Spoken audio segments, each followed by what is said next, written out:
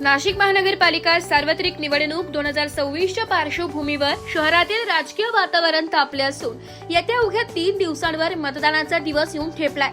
त्यामुळे सर्वच पक्षांचे अधिकृत उमेदवार प्रचाराच्या अंतिम टप्प्यात जोमाने मैदानात उतरले। याच पार्श्वभूमीवर प्रभाग क्रमांक 12 मध्ये आज महाआघाडीच्या उमेदवारांची भव्य प्रचार रॅली काढण्यात आली। 6 सिग्मा हॉस्पिटल पासून या रॅलीला सुरुवात झाली असून घोषणाबाजी करत संपूर्ण परिसरात उत्साहाचे वातावरण निर्माण झाले होते।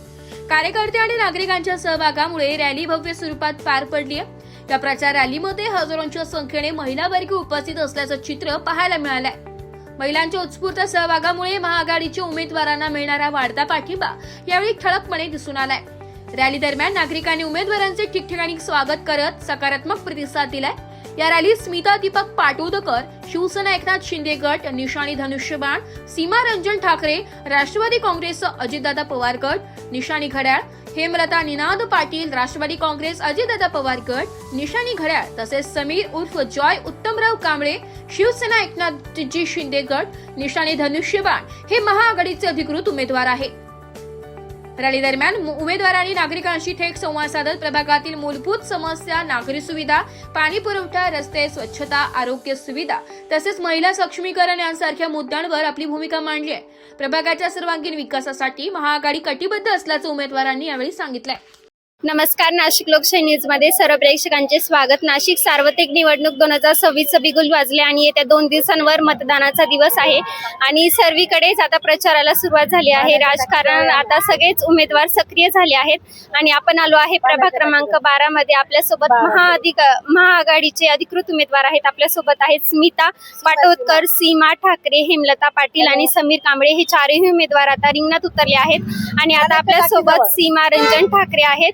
आपण त्यांच्याकडनं जाणून घेऊया की त्यांचे पुढील उद्देश काय असणार आहेत। नमस्कार, मी सीमा रंजन ठाकरे, प्रभाग क्रमांक 12 मधून ओबीसीतनं उभी राहते।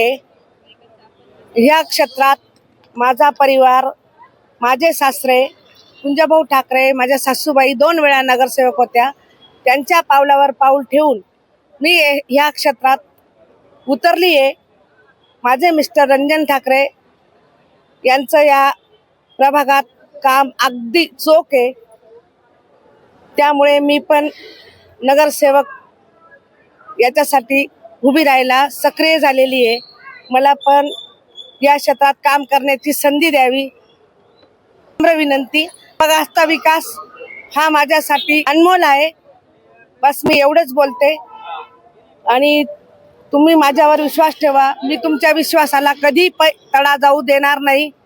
ताईंनी सांगितलं की ताईंच्या सासूबाई देखील 2 वेळा नगरसेवक होता आणि राष्ट्रवादीचे नेते रंजन ठाकरे यांचे देखील कार्य अनेक काळांपासून चांगले आहे आणि आता ताई त्यांच्याच पावलावर पाऊल ठेवून सक्रिय झाले आहेत आणि त्या नगरसेवक पदासाठी उमेदवारी करीत आहेत।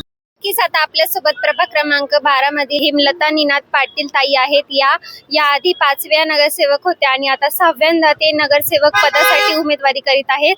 तर 5 वेळा जेव्हा त्या नगरसेवक होत्या तेव्हा त्यांनी अनेक चांगले कार्य केले आहेत आणि प्रभागाचा चांगला विकास करण्यात नेहमीच त्यांनी भर टाकला आहे। तर यावेळेस त्यांनी काय निश्चय केला ते त्यांच्याकडनं जाणून घेऊया। आपण म्हटलं त्याप्रमाणे गेले 5 टर्म मी नाशिक महानगरपालिकेमध्ये काम करते आहे आणि नागरिकांच्या सर्व समस्या, त्यांच्या सुखदुःखामध्ये सहभागी होणं हे माझं प्रमुख कर्तव्य राहिलेलं आहे। रस्त्यामध्ये शहरामध्ये अनेक महत्त्वाची कामं माझ्याकडून झाली। त्यामध्ये महिला स्विमिंग पूल असेल किंवा तारांगण असेल किंवा काही ठिकाणी घरं देणं, कस्तुरबा नगरमध्ये घरं बांधून देणं, बाकी रस्त्यांची कामं, पाण्याच्या 4 टाक्या आपल्याकडे झाल्या, जॉगिंग ट्रॅक झाला, अशा पद्धतीने अनेक कामं आपल्या कार्यकाळामध्ये झाली आणि अजूनही कसं नागरिकांच्या समस्या ह्या कधी संपत नसतात, तर त्या दृष्टीने आपण सतत लोकांसोबत राहतो, सतत काम करतो आणि लोकांशी एक पारिवारिक संबंध असं माझं राहिलेलं आहे। काम चालूच आहे। नक्कीच ताईंनी सांगितल्याप्रमाणे ताई 5 टर्म नगरसेविका राहिलेल्या आहेत आणि नाशिक लोकशाही न्यूजने सर्वे केला असता की ताईंनी आधीच खूप चांगले कार्य केले आहे आणि आता येत्या कुंभमेळ्याच्या पार्श्वभूमीवर ताईंची काय भूमिका असेल ते त्यांच्याकडनं जाणून घेऊया। येणारा कुंभमेळा हा सुरक्षित असावा, त्याच्यामुळे नाशिकचा व्यापार उद्योग वाढावा, अनेकांच्या हाताला रोजगार मिळावा अशी आपली भूमिका आहे। सर्वात महत्त्वाचं म्हणजे गोदावरीची स्वच्छता। की ज्या गोदावरी काठी हा कुंभमेळा होतो ती स्वच्छ राहणं, तिचा विकास होणं हे आमचं कर्तव्य आहे आणि त्या दृष्टीने आम्ही सर्वच जण प्रयत्न करत आहोत. सर्वात महत्त्वाचं म्हणजे हा कुंभमेळा हा ग्रीन कुंभ झाला पाहिजे. दुसरी गोष्ट, वृक्षांची जी तोड चाललेली आहे ज्याच्यामुळे पर्यावरणाचा जो ऱ्हास होतोय, तर त्या संदर्भामध्ये पण आमची ठोस भूमिका आहे की कुठलीही वृक्ष तोड न होता हा कुंभमेळा झाला पाहिजे आणि त्या दृष्टीने आम्ही आग्रही आहोत. नक्कीच ताईंनी सांगितलं की हे चारही उमेदवार अतिशय चांगले आहेत आणि त्यांनी प्रभागातील विकास करण्याचं देखील ठाम केलं आहे. प्रभाग क्रमांक 12 मधून हे चारही उमेदवारांची कार्य बघून जर सामान्य जनता यांना नक्कीच महानगरपालिकेत पाठवल्याशिवाय राहणार नाही. आता आपल्यासोबत प्रभाग क्रमांक 12 मधील स्मिता दीपक पाटोदकर या उमेदवार आहेत आणि यानंतर त्या नगरसेवक पदासाठी उभ्या आहेत आणि आता आपण जाणून घेऊया यानंतर त्यांचे काय उद्देश आहेत. नमस्कार, मी स्मिता दीपक पाटोदकर. आता नगरसेविकासाठी इच्छुक म्हणण्यापेक्षा आता ती लढाई लढण्यासाठी आम्ही सज्ज झालेलो आहोत इथे पहिले तर. आणि उद्देश म्हणायचे असेल तर आपल्याला कोणाला हरवण्यासाठी जिंकायचं नाहीये.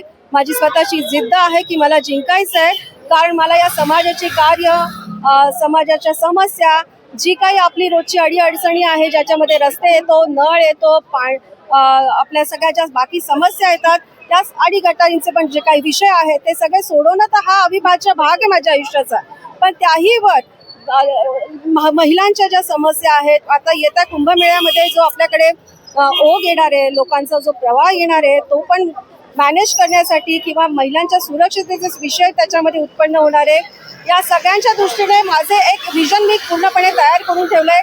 आमची पण एक ब्ल्यूप्रिंट आम्ही तयार करून ठेवलेली आहे की त्यामध्ये महिला सुरक्षा, स्वसुरक्षा, पहिले तर सगळ्यात मोठा विषय हा असणार आहे की महिलांना स्वतःना एवढी त्यांचं सक्षम करायचं की त्यांना दुसऱ्या कोणाची गरज पडणार नाही, त्यांना स्वतःला त्यांची सुरक्षा करण्यासाठी.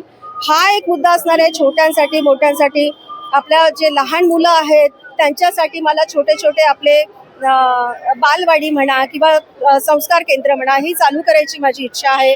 युवांसाठी म्हणाल तर मला त्यांच्यासाठी पहिले तर मला लायब्ररीची व्यवस्था करणं मस्ट वाटतंय, कारण ती खूप अत्यावश्यक गोष्ट आहे. कारण इतके होतकरू आणि हुशार मुलं आहेत, त्यांच्यासाठी जर आपण आता या क्षणाला काही विचार करू शकलो नाही तर कदाचित ती पिढी सुद्धा मागास राहून जाईल आणि ती इच्छा माझी अजिबात कुणाचीच नाहीये साधारण. ते मला पूर्ण करण्यासाठी मी खूप अथक प्रयत्न माझे चालू आहे त्याच्यासाठी सुद्धा, जेणेकरून तिथे एक आरती आपण तिथलेच छोट्या वसाहतीतले मुलं मुली घेऊन त्यांना प्रशिक्षण देऊन त्यांच्यासाठी आपण जर काही करू शकत असू तर त्यातनं त्यांना रोजगार निर्मिती होणार आहे. त्या मुलांना तिथले जे टॅलेंटेड मुलं आहेत, जे स्टँडअप कॉमेडियन आहेत, जे दुसरे आपले काही असे हुशार टॅलेंटेड मुलं ज्यांना इन्स्ट्रुमेंट वाजवता येतात, ज्यांना गायन सुंदर येतं, ज्यांच्या कला एकदम ठासून भरलेली अशी मुलं निवडून आपण त्यांच्यासाठी काहीतरी करायचा माझा एक विचार आहे, जेणेकरून हे आपलं प्लॅटफॉर्म एकदम व्यवस्थित राहील सगळ्यांसाठी. जिथे आपण नंदिनी आरती करू, या मुलांना सगळ्यांना त्यात इन्व्हॉल्व करून घेऊ, त्यांना आपली नंदिनी नदी स्वच्छ राहील.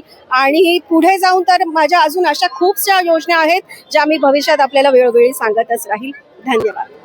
आपल्यासोबत प्रभाग क्रमांक 12 मधील समीर उत्तमराव कांबळे हे उमेदवार आहेत. आपण त्यांच्याकडनं जाणून घेऊया की त्यांचे पुढील उद्देश काय असणार आहे.